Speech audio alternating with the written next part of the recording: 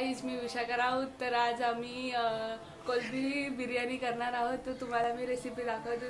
तर गाईज, आता आम्ही घेतले खडे मसाले. टोपामध्ये पाणी टाकलं, पाण्यात घी टाकलं आहे, त्यावरती खडे मसाले टाकले. तर हे सगळे मिक्स करणार आहोत आपण. मध्ये तांदूळ घेतले, ते बासमती तांदूळ आपण पाण्यामध्ये टाकू आणि पाणी उकळून घ्यायचं भात शिजेपर्यंत.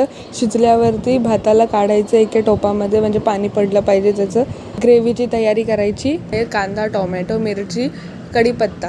तर टोप घेतलं, टोपामध्ये तेल टाकलं. कांदा लाल होईपर्यंत कांद्याला शिजवायचं आहे. त्यानंतर टोमॅटो आणि मिरची टाकूया. टाकणारे गरम मसाला, हळद, लाल मसाला आपल्याला पाहिजे तेवढं टाकू शकतो आपण, आणि मीठ चवीनुसार. कोलबी धुवून घेऊन आता मी मसाल्यामध्ये मिक्स केली आहे.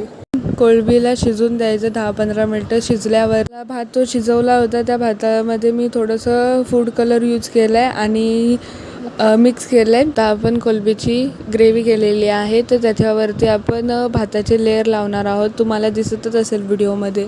वरती मी थोडीशी कोथिंबीर आणि काजू टाकलेले आहेत, तुम्हाला दिसतच असेल. तवा घेतलेला मी, तव्यावरती मी आता कोलबी भाताचा जो बनवलेला आहे ना, तो मी त्याच्यावरती ठेवते दम द्यायसाठी 10 ते 15 मिनटासाठी.